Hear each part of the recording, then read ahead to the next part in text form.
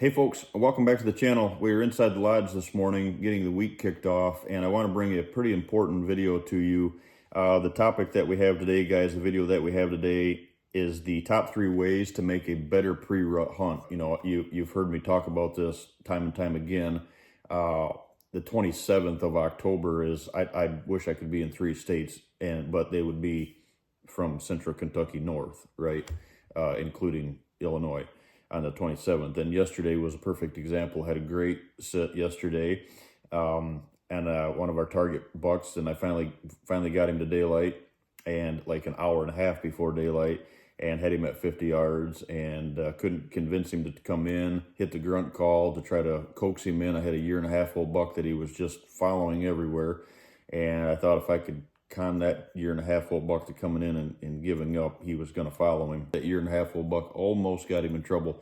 But I give kudos to that 1.5-year-old buck. I'll tell you a quick story here. I hit that grunt call, and it's on the edge of the field, right? It's a strategy that I wouldn't implement a lot, but there's just everything's so dry down here. It's burnt, and this spot is like, it's hunting a shot plot. It's like a 2-acre spot, and it's probably a 1/4 acre in a shaded corner that's green, and that's where they're at, right? So we're treating it as a shot plot because I can get in and get away from it. I'm not hunting it in the mornings, just the PMs, and need a certain wind, like a northeast wind, and wouldn't you know, last night was the night. Went in, and there he was, right in my lap.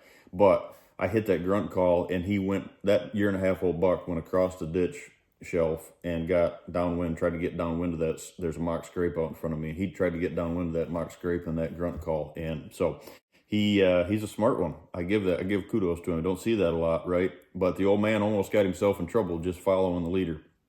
So the reason I share that with you guys is it ties into these strategies that we're going to talk about today. So like I always say, guys, is use this as a pre-rut video, not specifically the date. So like I said, if you're here watching this from central Kentucky, it's probably pertaining to you shortly here. Now, if you're in Michigan, it's pertaining to you today if you're watching this. So depending on where you're at in the country, there's some good stuff coming. We got a weather front coming in, some rain the end of the week, dropping temperatures, and all of this is going to just kind of get pushed into motion, if you will.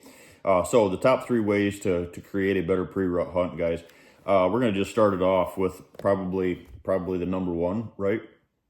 If you're a follower of the channel, you'll know that how important this is to me, and important this is to educate folks, right, on is we start implementing these AM hunts right now, guys. These AM hunts are something that I try to help folks understand the importance of having the potential of having these stands that are built for, designed for, blueprinted out because of the way the lay of the land is. Thermals, wind, all that stuff ties into it. But having a fresh, undisturbed spot for an AM hunt, guys, it couldn't be more important to stress that, because a lot of times, sadly, what I see is by the time the good of it gets to this point, has this to offer, that stand is not as powerful as it could be. And the reason is maybe we have 6, 8, 10 sits in that stand. The sad part of it is, guys, you could probably sit 6, 8, 10 times in that stand. Maybe you get lucky, maybe you don't, right? Depending on where you're at in the country before this, in October, let's say, early October. But it only can take 1 or 2 within this pre-rut window. That's how important it is, right? So if you think of your time, your travel, your money, it really helps you understand why to put that much emphasis, and why I try to teach folks put that much emphasis is just that, right? It has everything to do with just being very proficient, right? You hear me talk about those 80% stand opportunities, and that's what we've got coming up this week. Water on that note, right? AM sits, huge piece of the puzzle right now. You throw water at that spot, guys, it's a huge deal. And what I try to do is make sure I'm filling them before the pre-rut, so I'm not in there, right? So if I fill them here, the pre-rut is like the last couple days of October, that first few days of November, What I'm trying to do is I try to fill them around the 23rd, 22nd, 23rd, hot day, windy day, something like that. Take the side-by-side in. I got that Banks water bladder right in the back of the buggy. It's cut right for the back. It's handy. And that wild water bladder, they call it, and put it in there and crack that valve, fill them up, and I'm done, right? So just as a reference, I filled those on the 23rd, I believe it was. Today is the 28th. And those 150-gallon tanks are already about half. The 300s are down probably, I'm not going to say they're down 100 gallons, but they're down 75 gallons. It's unbelievable the amount of traffic that is around these water holes right now. So you've heard me say this before, and I'll say it again. If you have an opportunity, and you told me that if you gave me the opportunity or the ultimatum, I guess you could say, right, and said, hey, food plot or water hole, hands down, no questions even asked. It's not even a thought, right? Why wouldn't you tie that to an AM hunt so it makes your AM hunt go nuts, because they're on their feet more. Not that they're not powerful and have some very important features on a PM hunt. They can, but it has to be in the right spot. It has to be between his bed and that food, or his bed and the does, or something like that. So if they're on their feet that much more, they're building that much more body heat, especially now. And the importance of a water hole, guys, isn't just when it's hot, right? It's the attraction to water them when they're building heat. But you have a week like we're having right now, going into a week like we have in Kentucky, where we're pretty close to what I would call the peak of the pre-rut, right? And we're going into 80 degrees this week. It was 60 this weekend, beautiful hunts this weekend, and now it's going to be up in the 80s, right, with like 55-degree mornings. Well, it's going to slow deer movement down a little bit, but they're still going to be moving in the mornings. And 50, 60-degree mornings, when you've got a insulated coat on, let's say, running around, you're going to build water, or build heat, and they're going to water. So not that the PM hunts, water hole hunts on the PM aren't important. The AM is just dynamite. So the second part of it is, guys, this is a big one for me. What I'd like everybody to do is start being real honest with yourself about how a farm is performing. And the reason for that is, right now, guys, so I've got listed here, I've got food plots versus forbs and forages and browse, how that all ties in. But one thing I'm going to share with you guys is look past the darn food plots for these situations. Right now, if your farm and your deer sightings and you are going down and you have food plots, what you need to do is just be real honest with yourself. I'm not pointing fingers. I'm one of those deals, right? Point a finger at somebody, you got 3 pointing back, depending on farm accidents, like I say, right? So what you need to do, and the reason I say that, guys, is that shouldn't happen. Now, it might taper off a little bit, but whether you're in a state that can back your food plots up with corn like we do, or whether you're in a state that can't do any feeding or any baiting at all, what happens is, guys, the shine of those food plots leave and they get destroyed. Let's say right now they're lip high in a lot of parts of the country. What I mean is they look like, actually John Comp sent me a video of one of our test blends that he planted of our plots. And it's just mowed down, right? It's just what we call, I think John's term was, it looks like a golf course or a putting green, right?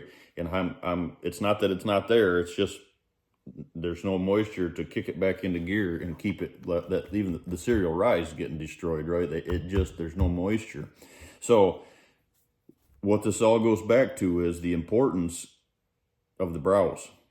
Guys, that woody browse is just feeding, it's backing up everything, right? If you don't, I've always told everybody this, and I believe this wholeheartedly, and I'll never steer from this. You can have the best food plots in the world. You can have great growing conditions. You can have everything. If you don't have woody browse, someone else has got your deer. You might have them deer in the middle of the night, or you might get lucky, 10 minutes before dark, but someone else has got your deer. So the best situation is, guys, the reason that I'm taking time to stress this for you, these points, is you don't have to settle for, it just is what it is. Next year, you can do with a little bit of saw work or a little bit of hack and squirt methods, you can totally change the game on your property for next year. So look at that right now. Okay, I've got food plots, because these are questions and these are comments that I'm getting all the time right now. Hey, I've got food plots. My deer numbers are going down. I've got licking branches. I'm not pressuring the farm. What's happening? And first thing I always say is, how's your browse? Well, I mean, it's there. No, you need to know, like, is the browse high or is it not? If you don't have a lot of browse, if you question that you don't have a lot of browse, you don't have enough. That's usually what it is, right? And the reason for this is, guys, it ties right in to number 3. So don't overlook number 2, guys. It has to be, don't go in there to your bedding areas and start searching. We can do that at the end of the season. But be very aware. If your numbers are dropping, your browse is probably lacking, right? And why I say that is this, for scent checking reasons, is them bucks are not, before they go to where the does are, they're going to go to where the does were. So it's a huge, huge point. So AM strategies, always think that, right? I'm always behind the does, because when they settle back in, you don't have to worry about getting busted by them. When you get into a stand, you're behind them as well, and you don't have to worry about blowing them out. It's kind of that pre-rut strategy. Right now, though, guys, something to look at for the PM hunts, if you have these spots available, is to try to possibly be in front of them. And why I say that is, I'm not saying to contradict what I'm saying. I'm just saying look at AM versus PM. AM, I highly recommend being behind them does, right? Because they're going to scent check those doe, being behind the does where they're at, or being behind the does where they were. In other words, food plots and or doe bedding areas within a 100-yard rim where they want to bed correct habitat, let's say, right? Whether that's 100 yards from the food plot or not. PM, guys, if you have a spot that you can get in front of the does, right, that maybe is a water hole, that's off the corner of a doe bedding where you can slide in, and you make sure your PM thermals and wind, everything is good, but you can slide into the corner of a doe bedding, not blow that situation out, but you can still bring them does to that water before you release them out to a food plot, right? And the reason for that is, now all of a sudden the pre-rut and starting to tap into a little bit of the rut activity happens here, and there's a chance that them bucks are going to get in trouble following them does, right? They're going to be on their feet a little bit sooner on a PM hunt, and if you can get them does to come to like a water hole situation or something like that, or a shot plot, before you release them out into the food plots, these bucks are in trouble in this little window that we have here, right? Maybe two weeks ago I wouldn't have been talking about this. 2 weeks from now I'm not going to be talking about this, but you've got this small window right here of the pre-rut that it's follow the leader, right? So are they going to find any in heat standing does? Maybe not, probably not right now. Advance it a week when you can say you're in the rut now, then probably you're going to find more of that happening. So the perfect world, guys, is just remember, always try to be in the morning hunts, be behind those areas, so you're not blowing them does out going into the food, off a food source or something like that, and you can get behind them, and you're taking advantage of all that cruising activity behind those doe bedding areas. The PM hunt, so that's the AM hunt, the PM hunt side of it. Remember, look very closely to a spot that you can transition from that AM spot out a little bit and get into a better PM spot. Maybe it's an AM water hole in the morning and a PM water hole at night, or it's an AM and water hole, and then you leave the water there, but then you transfer so you can get some of that dragging motion through a staging area, through a shot plot situation, something like that, catching these does as they're dragging these bucks out to the food plot. So we're starting to, if you find the does, guys, you hunt the does right now, you're going to hunt, you're going to have a successful hunt for a buck.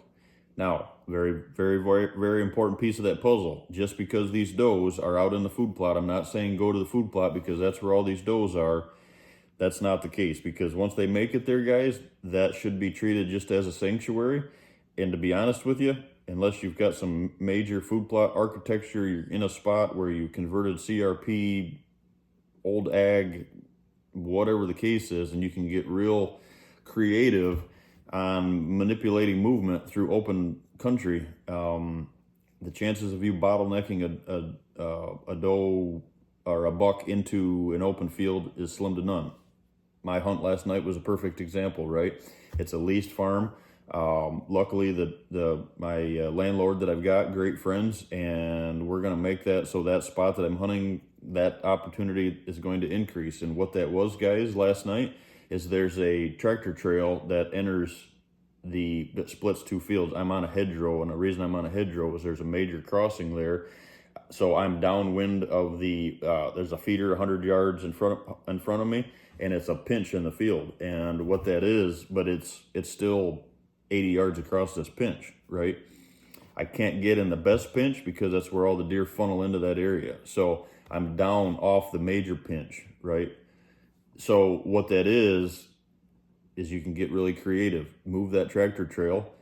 He just recently purchased the farm, and it's right here next to me. And what that is, guys, that tractor trail is on the opposite side of the field where I have to hunt. I've got a creek shelf in the back of me that I come right up the bank into the blind. It's a perfect situation. Like I said, kind of treating it as a shot plot right now because everything else is burnt, and that side of the field, because of shade, is holding on to a little bit of clover.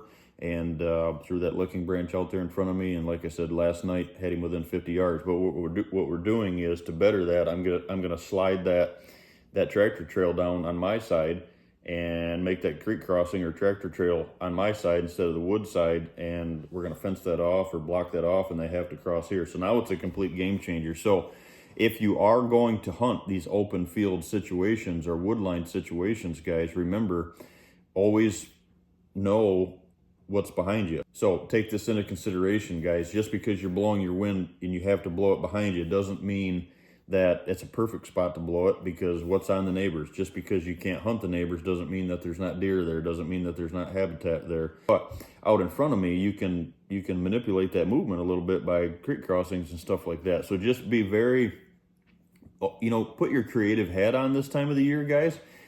But it's time to start being creative and start implementing these AM hunts and start looking at, switching from an AM to a PM hunt, trying to, keep pressure low, but use the does to your advantage, and get them bucks in trouble. They're on their feet a little bit sooner in a PM hunt. And that follow the leader thing is starting right now. So this is the time to start being creative and start looking at these opportunities. Not just sitting in your favorite spot and hoping and praying it works. And like I said, the biggest thing for me this time of the year, I start getting these pictures, and it's the same stand or same area that folks were hunting in September or October, and they're still in those stands now, and they take a picture and it's wide open timber out in front of them, and my heart sinks for you, because you should not be there. If you can see right now, guys, from here on for the next couple of weeks, for the pre-rut and the rut, depending on where you're at, if you're in a stand and you can see 100 yards through open timber in front of you, you're in the wrong spot, period. That's just my feelings. Now, are you in a AM or are you on a PM hunt? Maybe the spot you're in is PM and it's got a little bit of food for acorns between bedding and ag, whatever the case is. But most of the time, even that situation, if you're in these stands and you're looking across open hardwoods, you're in the wrong spot. So all these things, guys, tie into it. There's 3, 4, 5 pieces that we touched on to make a better pre-rut hunt experience. And a lot of it has a lot of it has to tie into next year, right? If it's not working now, start looking at how to be creative to make this situation better for next year. So when I release this video about the pre-rut next year, you can say, yep, I was in the chips because we took that advice. And I really started looking at why my instead of a 3 out of 3, my pre-rut was maybe a 1. My pre-rut hunt experience was maybe a 1 out of 3, right? We want these 3 out of 3 or 5 out of 5, 80% or higher sits every time we go in right now, because right now is the time to get the job done. Thanks, guys.